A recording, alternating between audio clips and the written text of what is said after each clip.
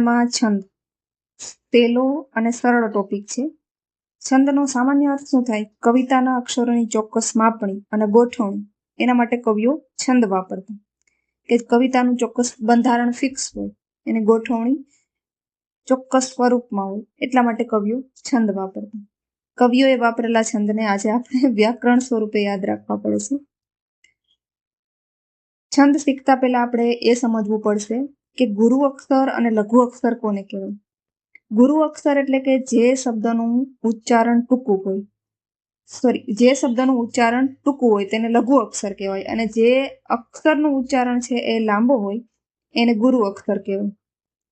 લઘુ અક્ષર હોય એનું ચિહ્ન યુ જેવું દર્શાવવામાં આવે છે, અને ગુરુ અક્ષર હોય એનું ચિહ્ન આડો ડેશ વર્તવામાં આવે છે.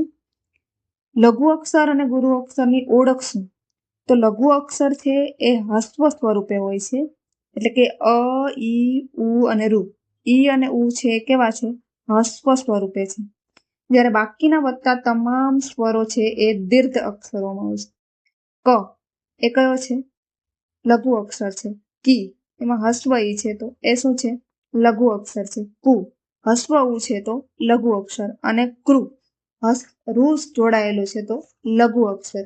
આ લઘુ અક્ષર થયા. લઘુ અક્ષર હોય તો એની જોડણી યુ તરીકે લખાય. ગુરુ અક્ષર. ગુરુ અક્ષરને કયા ચિહ્ન તરીકે ઓળખાય? ડેશ તરીકે. અક્ષરનો ઉચ્ચારણ લાંબો હોય, કા, કી, કુ, કે, કુ. આ ચાર સિવાયના બાકી તમામ છે એ ગુરુ અક્ષરો ગણાય છે.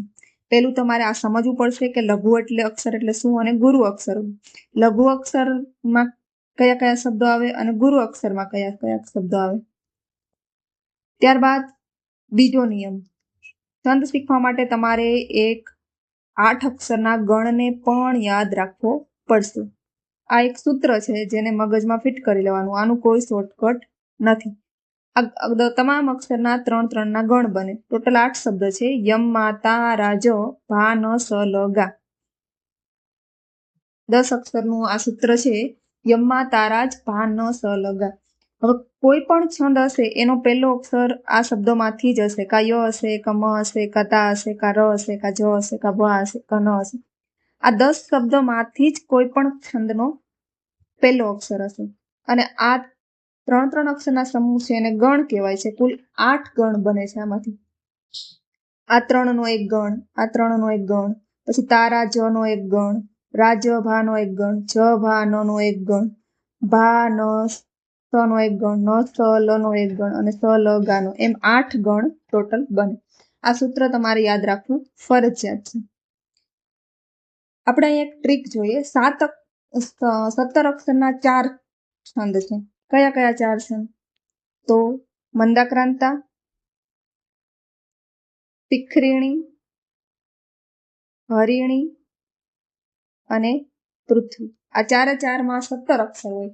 જો તમે ગણો અને 17 અક્ષરની જોડ બને તો તમારે સમજી લેવાનું કે આ કયો છંદ હશે. આ 4માંથી કોઈ છંદ હશે. હવે ચારેયને યાદ રાખવા માટે તમારે ચારેયના પહેલા 3 અક્ષરની ખબર હોવી જોઈએ. મોસ્ટ ઓફ છંદ પહેલા 3 અક્ષરથી થઈ જશે. જો જે છંદના પહેલા 3 અક્ષર છે એ ગુરુ હોય, 3 અક્ષર ગુરુ હોય તો મંદાક્રાંતા હશે. જો પહેલા 3 અક્ષર લઘુ હોય તો હરિણી હશે. આ બેનું તો થયું. ગુરુ હોય તો મંદાક્રાંતા, લઘુ હોય 3 અક્ષર તો હરિણી. એ સિવાય પહેલો અક્ષર લઘુ અને બાકીના 2 ગુરુ હોય તો કયું બનશે? શિખરીણી. અને એક લઘુ, એક ગુરુ, એક લઘુ એવી જોડ હોય તો બનશે પૃથ્વી. આને કોઈ યાદ રાખવાની જરૂર નથી. આ ખાલી તમારા સમજ માટે છે. આ એક શોર્ટકટ માટે એક ટ્રીક યાદ રાખી શકાય કે જો 3 ગુરુ હશે તો મંદાક્રાંતા થશે, અને 3 લઘુ હશે તો હરિણી થશે.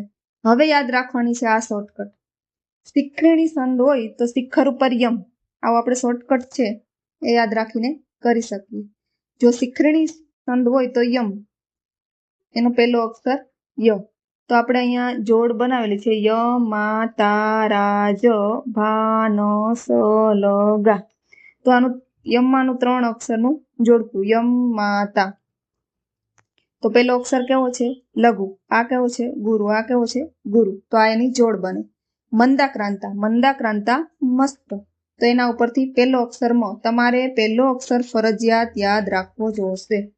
તો અહીંયા નું કેવી રીતના બને? માતારા, માતારા. 3 અક્ષર કેવા છે? ગુરુ છે. એના પછી પૃથ્વી, પૃથ્વી જસ. પૃથ્વીનું શોર્ટકટ શું છે? જય. જય જ શબ્દ છે તો આપણે જ નું જોઈએ. જ ભાનો, જ ભાનો.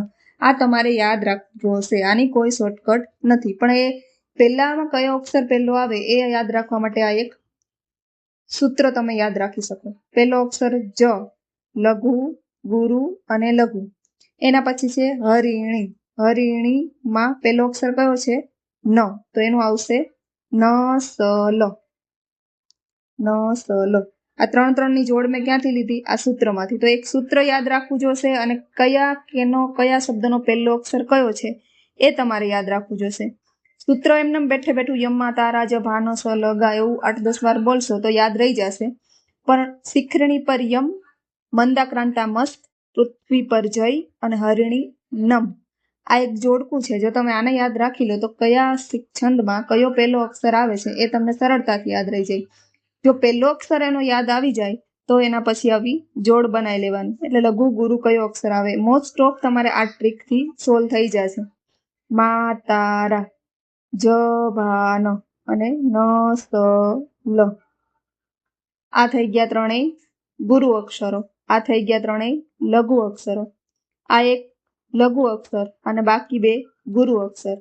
આ એક લઘુ અક્ષર, ગુરુ અક્ષર અને લઘુ અક્ષર. આ શોર્ટકટથી તમે મોસ્ટ ઓફ 17 અક્ષરના છંદ સોલ્વ કરી શકશો. એના પછી જોઈએ આપણે સોલ્વ કરીએ. બધામાં 17 અક્ષર છે એટલે હું ગણતી નથી, પણ આપણે ફર્સ્ટ અક્ષરથી જોઈએ. પહેલો અક્ષર છે અસત્યો. અસત્યો માહિતી પ્રભુ પરમ સત્ય તું લઈ જા. તો આનો પહેલો અક્ષર કયો છે? આ 17 અક્ષરનું બને છે. પહેલો અક્ષર આપણે 4 શબ્દ છે. યમ માતા, પછી મનું માતારા, પૃથ્વીનું જવાન અને હરિણીનું નશલ. આમાં પહેલા 3 અક્ષર ક્યાં બંધ બેસે છે એ જોઈએ. ય મા તા. જોડિયો શબ્દ હોય એના આગળનો શબ્દ લઘુ હોવા છતાં ગુરુ બને. તો અહીંયા આવશે યમ માતા. યમ માતાનું કયું આવશે? શિખરિણી. શિખર પર યમ. આ શબ્દ આવશે. રે પંખીડા. આ 3 કેવા છે? માતારા. આની હારે બંધ બેસે છે. માથે મીંડું છે તો એ પણ કયું આવશે? ગુરુ અક્ષર આવશે. ભમો ભરતખંડમાં. તો એમાં આવશે જવાન. આ ગુરુ અને આ 2 લઘુ. પ્રભુ ચ. અહીંયા કયું આવશે? નશલ. તો આ જભાન વાળું કયું છે? પૃથ્વી. પૃથ્વી જય, હરિણી નમ. આ તમારે યાદ રાખવું પડશે. શિખરિણી યમ. તો પેલો અક્ષર એનો ય.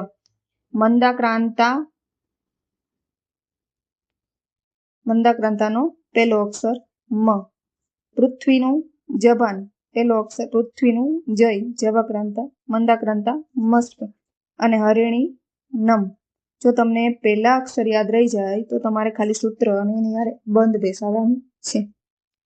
જો તમારે અમારા વિડીયોની આ શોર્ટકટ કી ગમતી હોય તો અમારી ચેનલને લાઈક, શેર, સબસ્ક્રાઈબ કરો. આની પીડીએફ જોવા માટે કોમેન્ટ સેક્શનમાં ટેલિગ્રામ ચેનલની લિંક આપેલી છે, તેમાં તમે જઈને જોઈન કરી શકો. Thank you for watching.